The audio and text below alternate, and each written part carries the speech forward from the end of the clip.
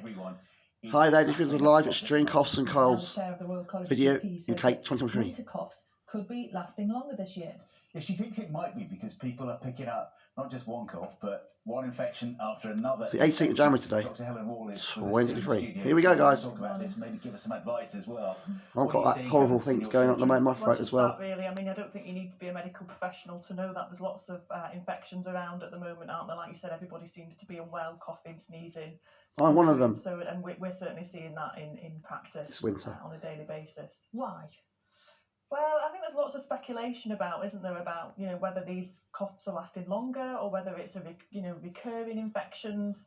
I don't think anybody really knows, but it certainly seems possible that we're picking up one after the other. But is it because we were all inside for so long and wearing masks for so long and keeping our distance? Well, that's what my dad thinks. Reaction to that time, and my friend Emma does.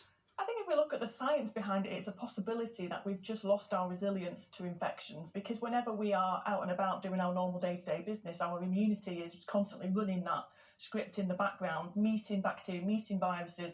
You might not even realise that, you might not even be ill with it, but it's constantly building that resilience and that ability to fight off infection. And perhaps some of us have lost that because we weren't mixing as much as we were. But I think it is all speculation.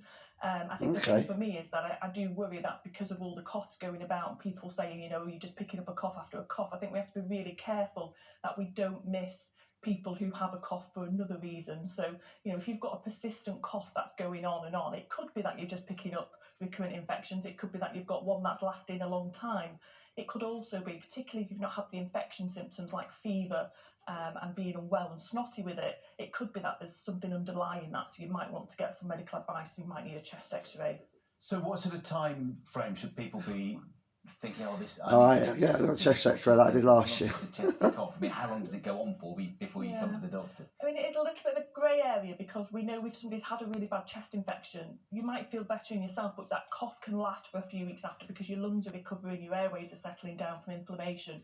But the ballpark is around 4 weeks. So if somebody's had a persistent cough for 4 weeks or more, particularly if you've been a smoker or if you are a smoker, but anyone, then we would start to think about, do we need to start to do chest x-rays? Do we need to start to investigate this a little bit? That's not to say that everybody who's had a cough for 4 weeks or more needs to panic, or that they've got underlying lung cancer or anything like that. It's just a possibility. It just raises a little alarm bell in our head and just makes us not coughing think too much, but it is. I guess it is a persistent cough. Lots of people I know have had that thing where they've had a really bad cough, maybe felt quite poorly, feel okay, but the cough stays, as you mentioned. Yes. What do they do? Do they carry on with normal life, go into an office, a school, a hospital, or do they have to stay at home? I think it's really hard to tell people to stay at home, isn't it? Because this could go on for weeks. So of course it does. Lots of people about going, it's not COVID, I've had this cough for weeks. People are feeling really a bit embarrassed by it, aren't they? So I think the key is, if you are, we call systemically unwell, so that means if you've got a fever, if you're snotty, if you're really sort of unwell in yourself, then obviously the advice is to stay away from people, because that's when you're most infectious and you can pass this on. If you've got a cough that's just lingering and you're through the acute infection, the chances are that that's just your lungs recovering. So I wouldn't be overly concerned about getting on with normal life with that. But it's difficult for anyone this time. And we've got a real cost of living crisis. I'm seeing patients that don't want to be off work because they can't afford to be. They're not going to get paid. They're worried about being made redundant, losing their job. So I think it's a really, really challenging time for everyone, isn't it? It's also that the social rules have changed through COVID, isn't it? About is it acceptable to go to the office, to go to your job with a cough, or it used to be kind of, but is it now? Can we just ask you about this as well? We're intrigued. Saw this story in the front page of the Times this morning. Don't let them eat cake, it says. This report saying new advice is don't bring cakes into the office because of the obesity risk and the health and safety risk, maybe the coughs and spluttering risk as well. Yeah, what do you make of that? It does feel a bit like we're sort of trying to control everything, doesn't it? But at the end of the day, you've got to have a little bit of willpower, haven't you? I mean, I think it's been likened to passive smoking, which, I mean, passive smoking, if somebody's smoking next to you, you can't help but inhale that.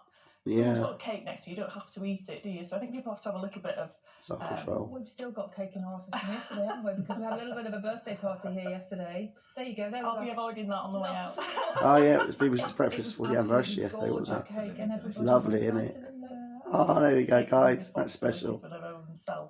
40th anniversary of breakfast yesterday. You've got to have some pleasures as well. There's Carl there. There's Charlie. There's Naga. Okay, well, that's reassuring. As the old team on the right. Us or something for eating cake yesterday. Thank you so Special much, that. Helen. It's interesting, isn't it? It's almost like we're rethinking the whole rules of engagement. Absolutely. After the pandemic. Thank you. Hey, you like this video? Really useful information there, yeah. Please a thumbs up. Please subscribe to Sean Sanchez, the force people you always.